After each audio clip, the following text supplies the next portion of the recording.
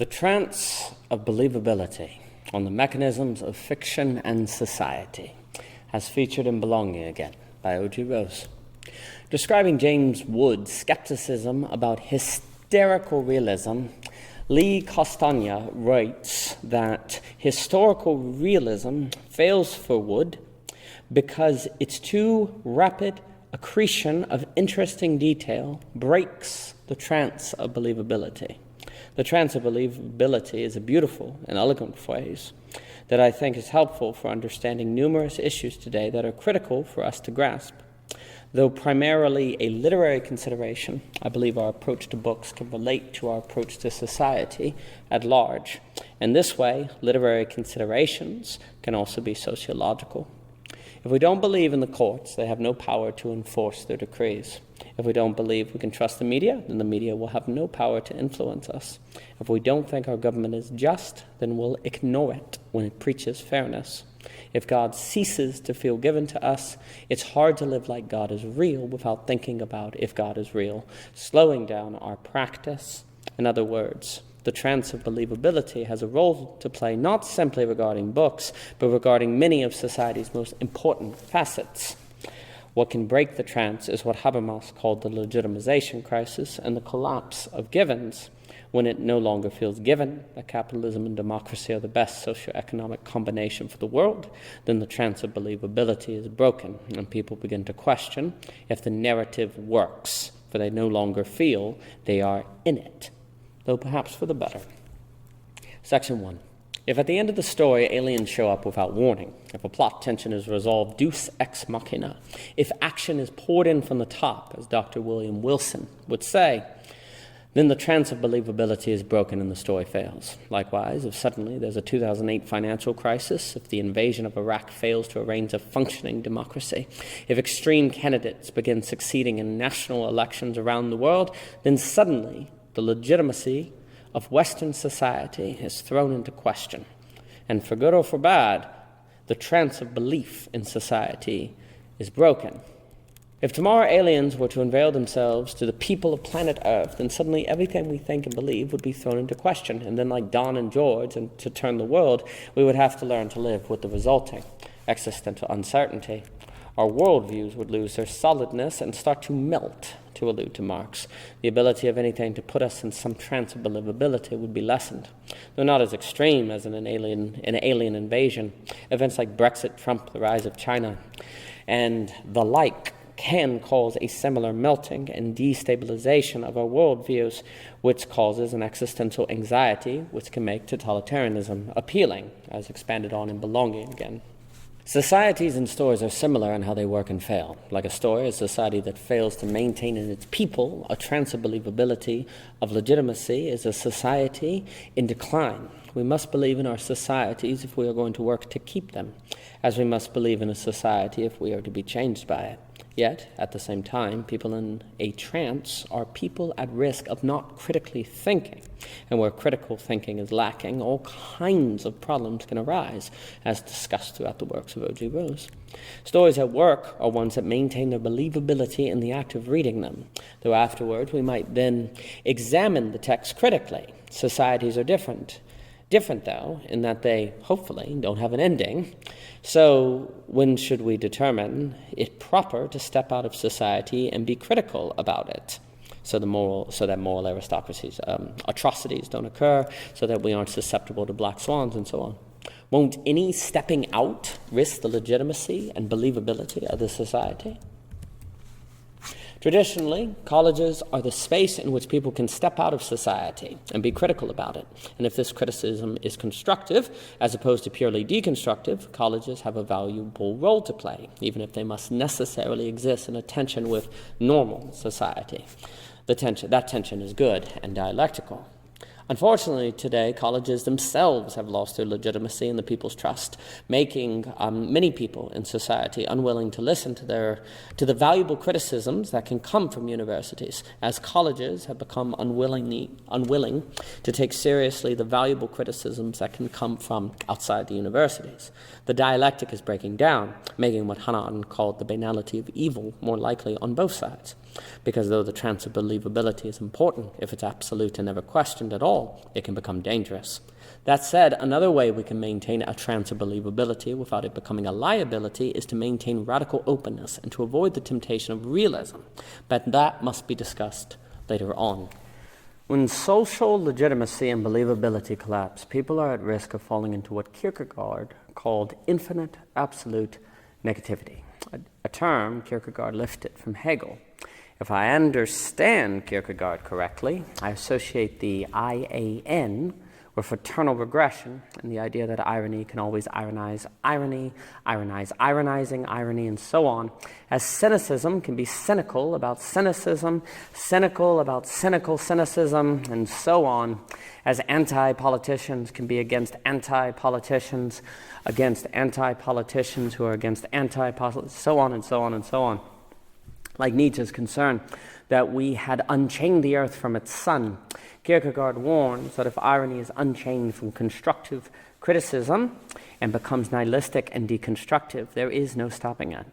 Likewise, if deconstruction is unchanged from the affirmation Derrida stressed he wanted deconstruction to ultimately be toward, then deconstruction will deconstruct any and everything, leaving nothing except a hovering force that will deconstruct whatever new tries to emerge. A perverse Genesis 1:2 comes to mind. Irony, deconstruction, criticism, politics, religion, seemingly everything must always be toward something positive. It is to avoid eternal regression. In other words, everything must be for something, not just against things. We cannot just define life in negative terms, and we cannot define ourselves just in terms of what we are not, even though this is much easier than saying what we are, for then we must be exclusive, for one, which risks upsetting people, not capturing our full self, and so on. Kierkegaard saw irony, comedy, and the like as being tools that could be used to infinitely and absolutely efface us, and warned that these tools must always be used for the sake of questioning values, for the sake of establishing better ones, not to just do away with them. Irony that could not present better alternatives, or that was not obligated to do so, was dangerous. David Foster Wallace was an example of an artist who understood the profound dangers of irony, postmodernism, metafiction, and self-reference, and thus came to fight for a new sincerity, to bravely stand for something and be at risk of standing for something wrong. Writers like John Barth came to be seen as dangerous to Wallace, and I believe for good reason. A smiling nihilist is someone who starts the world down a path of eternal regression, a path that descends forever while becoming increasingly difficult to backtrack. What happens on this path is delegitimization, the rise of Trump, the collapse of social cohesion, and eventually, to allude to Dr. James Hunter, the shooting begins. Like colleges, irony, cynicism, and so on are in the business of questioning givens, institutions, and the like, and are necessary and valuable to keep us from falling into thoughtlessness and the banality of evil. However, for Wallace and Kierkegaard, there is a big difference between constructive irony and deconstructive irony, constructive criticism and deconstructive criticism. And if society gave into the temptation to do what was easy and less risky, and engaged only in deconstructive irony, criticism, humor, and so on, then society would inevitably suffer infinite absolute negation. Once the trace of believability was broken, once givens were destabilized and legitimacy lost, there would be no gaining them back, and thus nothing to keep us from falling into the hole that would suddenly appear beneath our feet when we finish sawing apart the boards under us. Please do not mistake me here as saying that deconstruction, criticism, irony, and metafiction should always be avoided, and that they never have any useful roles to play. All of these can entail positive and necessary forms. Metafiction can be used to enhance story versus replace it. Critique can be used to find incorrect false versus be purely deconstructive. Distinction should be drawn between Hume's skepticism and general deconstruction as attempted in deconstructing common life. Irony can be used not just to mock sincerity, but to highlight the nature of reality so that we can learn to live better in the world, and so on. Irony, metafiction, so on are necessary for purifying and critiquing power and helping elevate art. But negative practices must ultimately feel a responsibility to affirm. Deconstruction must always enhance, for it is innately dangerous, and if it is not used with reverential fear, it will likely become a Pandora's box. At the same time, the only way to find hope is by digging to the bottom of the box. Section 2. Givens and legitimacy can oppress minorities, But is this a necessary evil to avoid social fall into infinite absolute negation? And how easy it is for the majority to say this. I think there is an alternative, openness, one we can learn from reading books, though admittedly it will be idealistic to believe the majority will ever put this alternative into practice. Furthermore, the alternative requires understanding something strange. Realism isn't realistic. Realism always reflects a fragment of a whole. When reading a book, we often determine its believability relative to how realistic we think it is.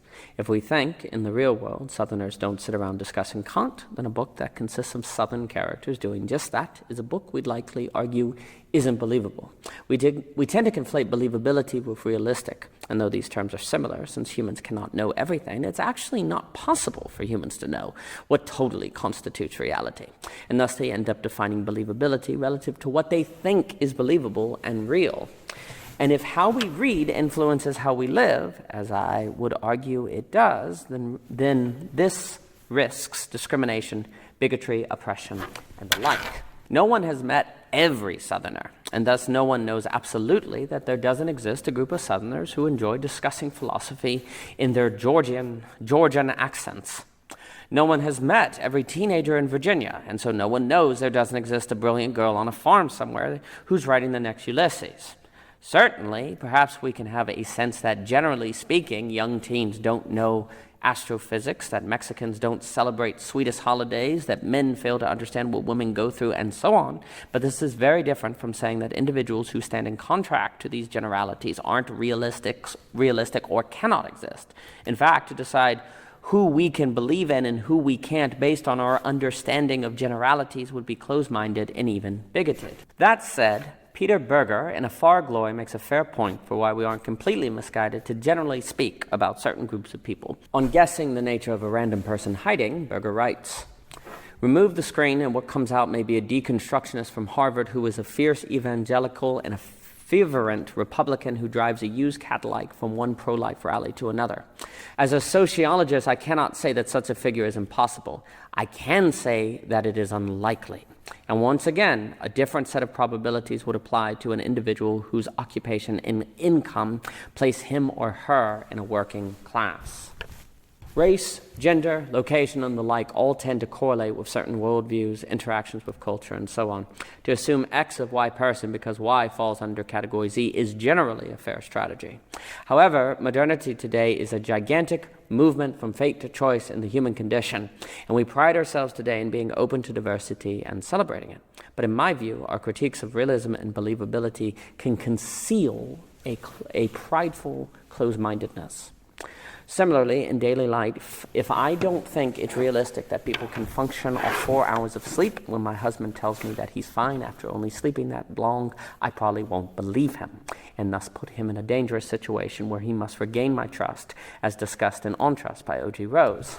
If I don't think it's realistic that people could make a career out of the arts, then I won't believe in my son when he tells me that he's going to make it as a painter. If I don't think it's realistic for a woman to lead a company, I won't believe my friend will succeed once he begins to climb the corporate ladder. Hence, what I believe is realistic informs what I think is believable. Ultimately and ironically, though, it's not possible for my realism to actually be realistic, seeing as I am finite and can't ultimately know much at all. Reality isn't my understanding of it, even though my understanding might be to some degree accurate. Hence, what I understand to be realistic cannot be equivalent to the world. Reality is never realism. No, it is not possible for me to function without a theory about what constitutes reality and realism, as it is not possible for me to function without confidence, even if certainty is mostly impossible, as discussed in Uncertainty by O.G. Rose. Yet the fact that my realism never encompasses all of reality means I should always be ready to have my idea of what constitutes reality shifted and reshaped relative to new phenomenon and encounters. I should always be humble, and yet how we learn to read books and experience art often teaches me to be the exact opposite, a habit-forming tendency that can have real-life consequences. Section 3. We generally know that trying to fit people into boxes based on what we think is realistic and believable about them is socially unjust, but we tend to do just that without a second thought when it comes to books and art in general. We are quick to claim a character isn't realistic or that something isn't believable when in the real world this would be deeply offensive. Granted, there is a reality, even if we can never be sure that we know it accurately. And so likewise, there are indeed valid rules of art and character development that make some creative work and moves poor in comparison to others. If a character is kind 3/4 of the book through and suddenly is cruel without reason or explanation, though possible, this would be a poor direction for the novel to follow. Likewise, if aliens were to appear in a fantasy book, if in a historical novel Abraham Lincoln was hyper-energetic and bubbly, and so on and so forth, these would constitute errors and deserve criticism. However, if characters were introduced that liked rap music yet lived on a farm, were Mexican but voted Republican, never graduated from high school yet read Kant and so on, we shouldn't be so quick to decide these kinds of people aren't realistic, as if they can't exist. Doing so may say more about us than the talents of the writer. In art, we can train ourselves to think in ways that in life would be unacceptable. And ultimately, when we are adamant about realism and believability, we may just be expressing our own judgmentalism and lack of openness more than making a valid criticism of the work. Indeed, as David Foster Wallace noted, it's very hard to talk about people's relationship with any kind of God in any book later than like Dostoevsky. Plausibly realistic characters don't sit around talking about this stuff. There's truth to what Wallace is saying. Certainly fewer people may do it compared to the past, but sitting around talking about God and philosophy is pretty much all me and my friends do whenever we get together. Perhaps that makes us unrealistic people, but at least we prove that people like us aren't impossible. Would a story about people like us be unacceptable? Given the regime of believability, it would seem so, suggesting that modern literature in the name of realism might be missing something that happens in the real world. Are we better for this? Perhaps. It strikes me that we feel free to say things about characters in art that we would never dream of saying about real people. Statements we perhaps let slip by because fictional characters aren't real. Though do note that there was a time when blacks weren't considered real people. Without blinking, we'll call a woman who likes working as a plumber implausible while simultaneously demanding more gender diversity in the construction industry. Perhaps this example no longer stands, but the overall point remains. Realism is often just a reflection of our age, preferences, and subjective principles, which doesn't mean they are automatically wrong, but it does mean we should be self-skeptical. Ultimately, what we call realism can be more an expression of our subjectivity, which hides itself in the act, which, though perhaps correct sometimes, risks priming us to think and judge in problematic ways. How we are toward art may in fact contribute to how we are toward others and the world in general. And if we thoughtlessly discriminate toward fictional people, so habituated, we may be more likely to thoughtlessly discriminate toward real ones. Section 4. Our passion for diversity seems yet to translate into our methods of interpretation. Only God knows all that is real, and so we should be humble about our understanding of reality and believability, as we should be radically open to others. Though that doesn't mean we have to abandon our principles, so we should be radically open to art. This isn't to say we should suffer bad art, as I'm not suggesting that we should be accepting of murderers. Rather, what I'm saying is that if our wife says he wants to cut the grass, we certainly assume that since it's not believable that a woman would want to do that, we conclude that she's just saying that to make us happy, and thus, out of kindness, tell her no. Rather, I'm suggesting that if we encounter Southern teens talking about Deleuze, rather than put down the book because it's unrealistic, we should wait to see if the story starts falling apart. We should critique according to principles of art versus principles of believability, though it will take other papers to expand on what constitutes those principles, though I submit to you that there are hundreds of books on how to write a short story, some better than others, with the work of Robert Olen Butler as my personal favorite. The same can be said about relationships, politics, just about anything. Though perhaps it's harder to judge things according to appropriate principles because then we have to learn those principles like an expert, while all of us have a sense of believability just by being alive. But realism isn't often humble, and it threatens relationships, politics, work of art, perhaps everything. Being realistic is never the same as being real, seeing as none of us are God, and thus strikes me as a useless category that should be deconstructed and replaced with openness. If realism is removed, then I think it is easier to fall into and stay in the trance of believability, without which existential anxiety is more likely. Relationships can feel forced, art can be more difficult to enjoy, and so on. Yes, the trance of believability without critical thinking can be problematic, but though critical thinking has a role to play, realism does not strike me as adding much value. It is more likely to confuse and hinder productivity. Though realistic and believability tend to follow one another and are often used interchangeably, the terms aren't similes. When realism is absent, believability isn't gone, but rather freer. No one lives without believing anything at all, and if realism was removed in us, our standard for determining believability would be more based on what we encounter in reality, as opposed to what we think is out there in the real world. What we considered believable would be grounded on experience and humility, while when based on realism, our beliefs are based on ideas and judgment. Fiction is fiction, realistic fiction most of all. Realism removes receivability, and where realism is removed, people are more willing to receive reality for what it is as opposed to what people think about it.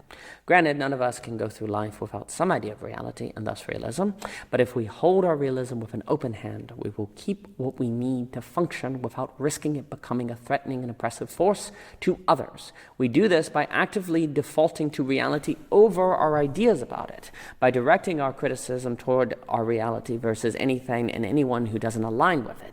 It's not possible to be utterly without realism, but if we are consciously skeptical of it, but not cynical, as Wallace warns we must be careful about, we are more likely to receive reality and believe in it. Section 5. Reading is life. Life reading. How we take things in one area of life to inform all the others. Good reading requires a radical openness, a willing to receive whatever a text presents us with, given that the text maintains its own internal consistency and follows its own rules. Likewise, as especially important in pluralism, living well requires radical openness to others, given that human rights, sacred principles, and the like aren't violated. Granted, it's not always easy to tell when a work of art violates its own internal consistency, as it's not always easy to tell when human rights are at stake in the space between different first principles and worldviews. But if we at least understand that, like nominality, following Foucault, realism can be problematic if not tyrannical, for we must always ask, whose realism? We will be better equipped to discern well. Realism can be a self-defense mechanism against the insecurity that forms based on the unknowability of reality. And if it indirectly teaches us to exercise mental muscles that contribute to discrimination, then there is a moral impulse to resist it. Realism can help us have psychological and existential stability, but the cost can be grave. Furthermore, as peace isn't merely the absence of war, security isn't merely the absence of anxiety. Rather, it is the capacity to stand confidently before what is difficult, terrifying, and anxiety-producing. Though when we are protecting ourselves with realisms, we can look like we are secure, in truth we are not. Our security is dependent on our environment, contingent, weak. Furthermore, an indirect desire to delete anxiety as opposed to face it can ultimately create anxiety when the effort proves fruitless. For ultimately, in reality, being unknowable, anxiety is undeletable, and its possibility will always be with us. Realism is a weak and doomed response that is ironically unrealistic, and it has no place either in reading or life. We should choose openness instead. We should hold our hands outward, palms upward, and open our fingers. We should let our world balance in our palm. In closing, this leaves us with a hanging problem. We need the trance of believability to avoid Kierkegaard's infinite absolute negativity, which is basically a deconstructive eternal regression of everything we know and love through irony, cynicism, doubt, and so on. But the trance of believability can risk the banality of evil, which can entail thoughtless evil and the discrimination of realism. To stop the IAN, we need to be able to posit affirmative values, ideas, and so on that feel like something more than an expression of individual preference, which means we need values, ideas, and so on that feel authoritative. But where there is authority, there is the risk of authoritarianism. How in the world, then, do we strike a balance? This is basically the question that haunts Belonging Again by O.G. Rose. How do we find a balance between givens and releases, thoughtlessness and freedom? Well, this is a massive question, one we must continue on to consider fully. For more by O.G. Rose, please visit ogrose.com, YouTube, Twitter, Anchor. You'll find the playlist for Belonging Again on YouTube and a list of the pieces of Belonging Again thus far on Medium. And thank you so much for your time.